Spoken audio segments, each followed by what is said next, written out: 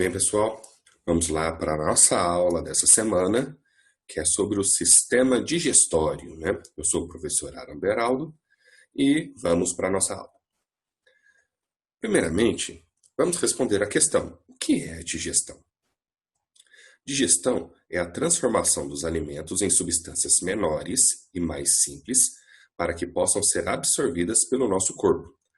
Ou seja, a digestão ela é um conjunto de processos que vão transformar o alimento que a gente ingere em partículas menores, que nós chamamos de nutrientes. Esses nutrientes vão ser utilizados pelo nosso corpo para as funções do corpo, né? Para o corpo sobreviver. Certo? Quimicamente, é isso aqui que acontece. Ó.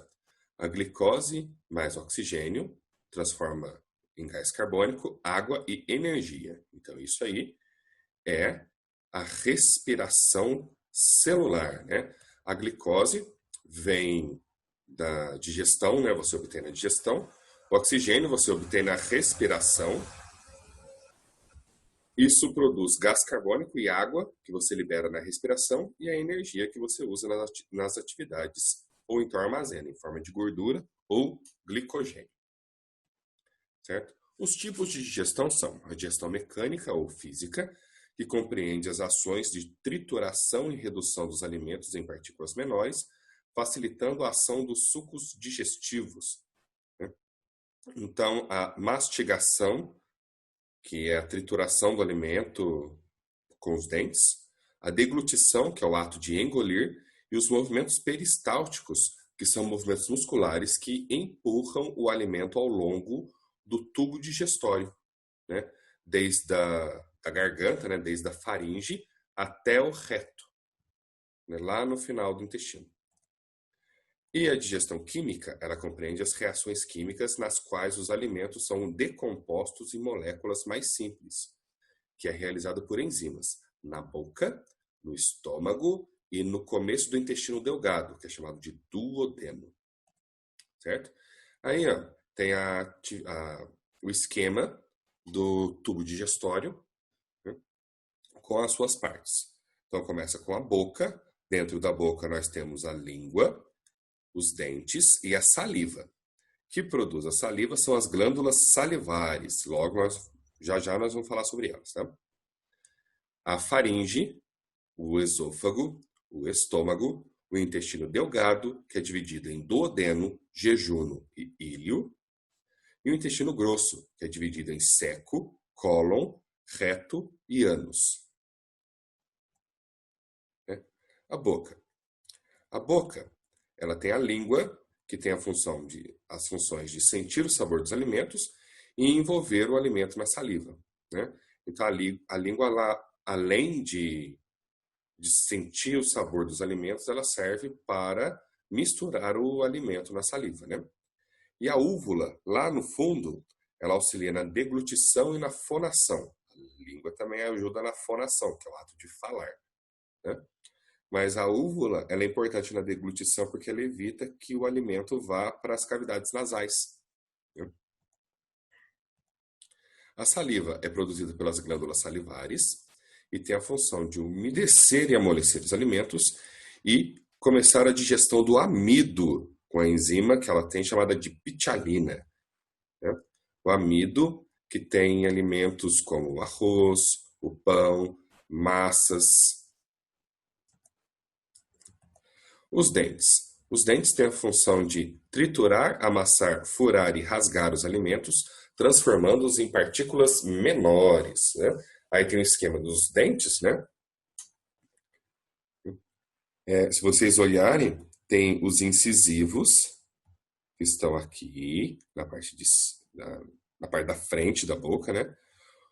Os caninos, que ficam logo do lado dos incisivos, os pré-molares, que ficam do lado, 2 pré-molares do lado dos caninos, e os 3 molares do lado dos pré-molares, né? Que são os últimos dentes, são os dentes maiores que servem para triturar os alimentos, né? O adulto tem 32 dentes se os últimos molares nascerem. Os últimos molares nós chamamos de siso. E uma criança, a dentição de leite dela, ou decídua, tem 20 dentes. Elas não apresentam pré-molares e nem o último molar, né, o siso, certo? E aqui, nesse quadro, tem a quantidade de dentes por arcada dentária, né? A arcada superior e a arcada inferior tem esse número de dentes. 4 incisivos, que servem para cortar o alimento na frente. 2 caninos, que servem para rasgar e furar ao lado dos incisivos. 4 pré-molares e 6 molares, que servem para amassar e triturar os alimentos. A faringe. A faringe tem um formato de um funil, com 12 a 13 centímetros de comprimento, e ela participa simultaneamente dos sistemas digestório e respiratório, né? Então, ela serve para a passagem do ar e do alimento. E na faringe existe a epiglote, bem no finalzinho dela, certo? Se vocês olharem, a epiglote, ela é uma estruturinha, né, na parte de baixo, que quando a gente engole, o alimento empurra a epiglote para baixo. E a epiglote vai fechar a abertura da laringe, do sistema respiratório, empurrando o alimento, né, fazendo o alimento descer para o esôfago, né? Então, como a epiglote tampa a entrada da laringe, e essa entrada da laringe chama glote, a epiglote serve para que a gente não engasgue, certo? Então, a epiglote evita que a gente engasgue. O esôfago. O esôfago é um tubo longo e delgado, com cerca de 25 centímetros, e que o alimento passa por ele até chegar no estômago, né? E o alimento é impulsionado pelos movimentos peristálticos. Esses movimentos são tão bons que, se você engolir alguma coisa de cabeça para baixo, o alimento vai chegar no estômago, certo? Demora um pouco mais do que se você tivesse de cabeça para cima, mas chega no estômago também, certo? Então, ele leva o alimento triturado até o estômago. O estômago é uma bolsa, né, ou um saco que tem uma capacidade de armazenamento de mais ou menos 2 litros. Algumas pessoas têm maior, outras pessoas têm menor. Ele é revestido por uma mucosa protetora que serve para proteger do ácido que o estômago produz, né, para evitar úlceras. A abertura superior dele é chamada de cárdia e a inferior de piloro. E as funções dele é produzir o suco gástrico, né?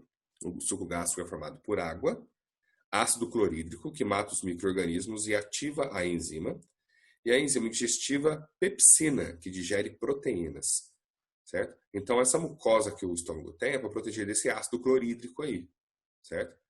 E a pepsina, ela digere proteínas que tem no feijão, nas carnes. O intestino delgado. O intestino delgado ele é dividido em 3 partes: duodeno, jejuno e íleo. O duodeno, nele acontece digestão. Então, o duodeno, ele produz o suco entérico e nele desembocam o suco pancreático do pâncreas e a bile que vem do fígado, já que eu vou falar deles, certo? O jejuno e o íleo, ele apresentam velocidades e microvelocidades que servem para a absorção dos alimentos, dos nutrientes, né? O intestino delgado tem cerca de 6 metros de comprimento e 3 centímetros de diâmetro, certo?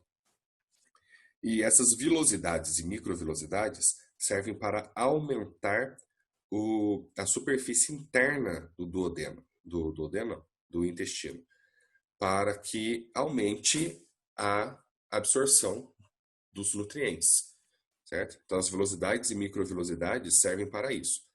Só para vocês terem uma ideia, se você pegar um intestino e abrir ele e tirar a mucosa interna dele e esticar essas velocidades e microvelocidades, o intestino de uma pessoa conseguiria cobrir mais ou menos uma quadra de tênis pela área dele.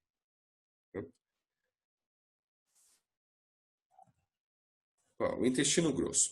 O intestino grosso ele é dividido em 4 partes principais, que é o seco, o cólon, que é dividido em ascendente, transverso, descendente e sigmoide, o reto e o ânus, tá? No esquema, vocês podem ver de branco no começo, onde tem o apêndice, que é o seco, tá? Então, o seco é onde tem o apêndice. O apêndice, ele é uma estrutura que não tem função no ser humano. Então, o apêndice não serve para nada na gente, tá? A única coisa que ele faz é infeccionar e dar apendicite, tá? Então, o apêndice não serve para nada na gente. Em alguns animais, como por exemplo os coelhos, as lebres, o apêndice tem função de digestão da celulose que tem nas folhas, né? Então, para esses animais herbívoros, tem função. Para a gente, não. O cólon é a parte mais longa, né? Dividido no número 1, o ascendente, o 2, o transverso, o 3, o descendente e o 4, o sigmoide. E depois do colo sigmoide, aí de branco também, tem o reto, né? E no final do reto tem o ânus, que é por onde as fezes são eliminadas, tá? O intestino mede cerca de 1,5 metro de comprimento com 6,5 centímetros de diâmetro, né? E as funções são absorção de água, formação, armazenamento e eliminação das fezes. Muito importante para nós também. E agora as glândulas anexas, que ajudam na digestão. Nós temos as glândulas salivares, o pâncreas e o fígado, né? Então, as glândulas salivares, nós temos 3 pares, né? As parótidas, que está representada aí pelo número 1, que ficam perto da orelha, são elas que incham quando a gente tem cachumba, né? Que incha perto da orelha. As submaxilares, que ficam embaixo do maxilar, né? Na verdade, não chama mais maxilar, né? Chama mandíbula. Então, você pode chamar ela de submandibular também, tá? A submandibular, que fica embaixo da mandíbula, que é no queixo, né? Ela fica para baixo do queixo, né? Perto da garganta.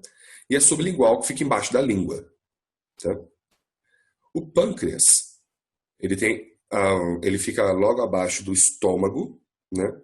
Ele tem mais ou menos o formato de uma língua e ele produz o suco pancreático e insulina, que faz parte do sistema endócrino. Não só a insulina, mas a insulina e o glucagon, que são 2 hormônios importantes do sistema endócrino, que vai ser falado, ou que deve ser falado mais para o fim do ano.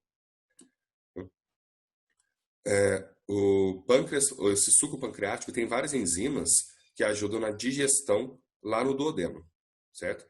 Tem um canalzinho que leva o suco pancreático para o duodeno. E o fígado, ele tem a função de produzir a bile. A bile é uma substância que não tem enzimas digestórias. Então, ela não vai fazer digestão, mas ela ajuda na digestão porque a bile emulsifica gorduras. O que é isso? Ela facilita a digestão da gordura. Ela deixa a gordura mais fácil para ser digerida. Assim como um detergente. A bile funciona como um detergente. O detergente ele emulsifica a gordura para ficar mais fácil para você lavar o que está com gordura, né? Para ficar mais fácil lavar. O detergente, o sabonete, eles fazem isso. E a bile, ela também faz isso, para ajudar na digestão, né? E no fígado tem a vesícula biliar. E a vesícula biliar serve para armazenar a bile, para deixar a bile disponível facilmente para, na hora da digestão, ela ser eliminada no duodeno, certo? Então aqui tem um esqueminha da digestão química, né? Das glândulas salivares, na saliva, na boca. A saliva possui a pitialina. Então no primeiro quadrinho você pode ver aí, ó, o amido com a pitialina forma maltose. Maltose é um tipo de açúcar que é produzido apenas pela digestão do amido, pela quebra do amido. Tá? No estômago é produzido o suco gástrico. O suco gástrico tem a pepsina. Então, não pode ver aí. Proteínas com pepsina formam peptídeos. Peptídeos são proteínas quebradas, né? Aí vamos para o duodeno. No duodeno tem a produção do suco entérico e a liberação da bile e do suco pancreático. E aí nós temos as enzimas ali, ó. A lipase, que vem do pâncreas, com as gorduras, né? A gordura com lipase forma glicerol e ácidos graxos. Esses que vão ser absorvidos, tá? As proteínas com a tripsina e a quimiotripsina formam peptídeos. Mas professor, não teve digestão da proteína no estômago? Teve, mas às vezes não digeriu tudo. Então a tripsina vai fazer essa digestão formando peptídeos, né? E o amido que não foi digerido também, ele vai ser terminado de digerir aqui. Tá? A amilase pancreática vai formar maltose. Tá? E o sucro entérico, ele tem a peptidase. Então, os peptídeos que foram formados no estômago e aqui no intestino, pela ação da peptidase, vai formar aminoácidos, que são as partes menores da proteína, que é o que vai ser absorvido. Né? E outros açúcares, como a maltose, que foi formado na boca e também aqui no duodeno, vai ser digerida pela maltase, formando glicose, né? Glicose e glicose. A maltose é formada por duas moléculas de glicose.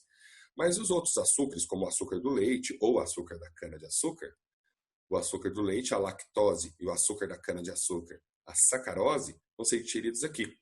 Então, a sacarose é digerida pela sacarase, formando glicose e frutose, e a lactose é dividida pela lactase, formando glicose e galactose. Certo? Muito obrigado pela atenção de vocês e até a próxima.